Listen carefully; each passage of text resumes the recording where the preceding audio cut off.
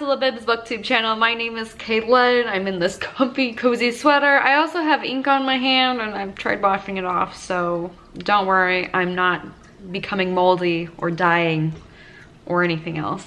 I'm at a new angle because I'm trying to redo my bookshelves and how I want those laid out. I have this lovely setup, and the reason why my little camera is there, my normal setup, is because every single battery has wanted to die on me today while I'm filming. So with that being said, I'm like, you know what, I'll just film my wrap up with the vloggy camera, since I've been filming with this for the past month. Figure out why not just do the wrap up with it.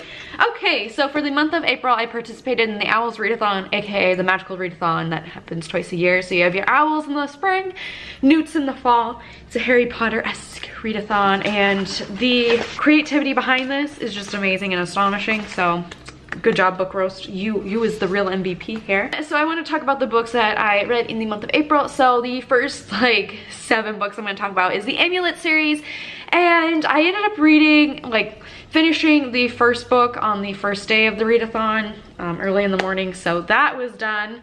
But then I finished the second, third, fourth,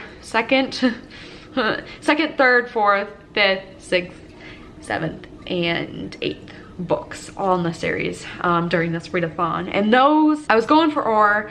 And with the entire series, I didn't really count it for anything else. I just counted it for the ones that were on that specific job code. Transfiguration, which is sprayed edges or red cover, which was Firelight, the 7th book in the Amulet series. I also read book number 4, which is The Last Council, which is Herbology, which is the plant on the cover. And I rated every single book in this entire series 4 out of 5 stars because the last one threw me for a loop. I was not expecting there to be just 9 books. That was the entire series. It says in conclusion to book 9, and at that point I dropped. I could not believe. I really love and enjoy these. Reasons why it's not 5 out of 5 star is because there's just so much that I still want to happen, and so much that I still want to discover about the worlds and the characters. And I get it's a graphic novel, it has to be short, it has to be packed with information and get to the punch, and things just happen, and there's not a lot of character development. It's not like a TV show or a thicker novel.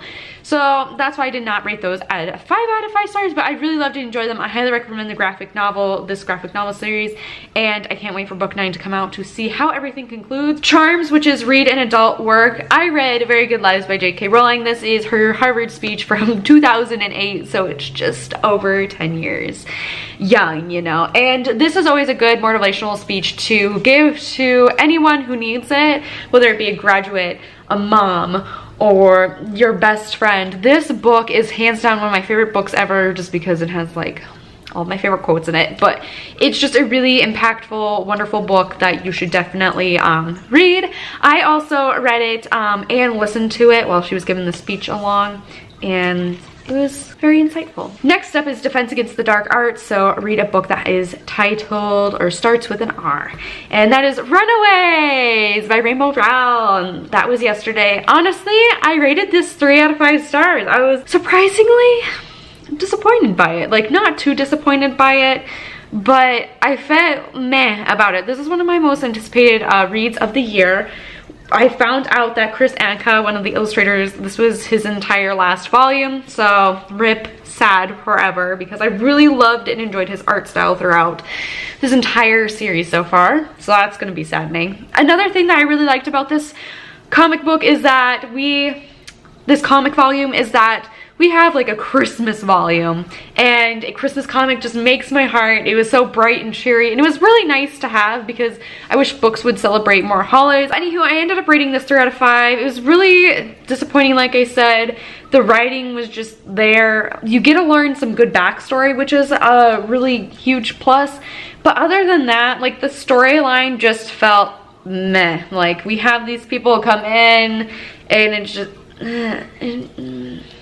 For Potions, which is the next ingredient, a sequel, I read Obsidio, which is the sequel to not Illuminate. The sequel to Gemini, and this is by Amy Kaufman and Jay Kristoff. What a great conclusion. I really liked how it neatly wrapped up and everything kind of came full circle, because after reading Gemini, I was really, really disappointed. Oh, look, we're matching. Book and booktuber matching.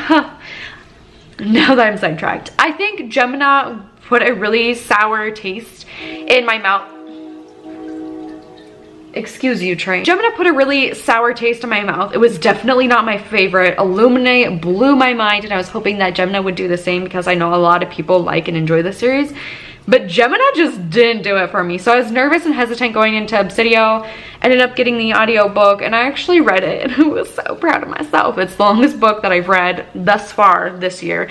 So I was really excited to see what happened to our characters. I was really hoping some characters would die, and then others just didn't, so that was annoying. But I really love how this series came to an end, and now there's a new sci-fi series that Amy Kaufman and Jay Kristoff are doing, and I might be interested in that. I also heard the audiobook for that is also full cast as well. And last but not least, the last book that I'm going to talk about is Narwhal's Otter Friend by Ben Clanton. I ended up reading this book for a bookish video a couple weeks ago, so link in the description down below, and go check this out where I read Narwhal's Otter Friend, and I just whip out the book and start reading from start to finish. Anyways, that's going to be it for this monthly wrap up. I also met my Goodreads goal, so I am 24 books strong, and I am so excited to finally meet my Goodreads goal, like not even halfway through the year, because wasn't expecting that, but most of them were graphic novels, maybe children's and comic books, but you know, whatever. Anyways, don't forget to hit like and subscribe. What is your favorite book that you guys read last month? Anyhow, I am about ready to leave this video so I can go open up Again But Better, one of my most anticipated reads by my favorite booktuber, Christine Riccio. So I'm gonna go do that. You guys have a wonderful time, and I will see you next week for a new bookish video.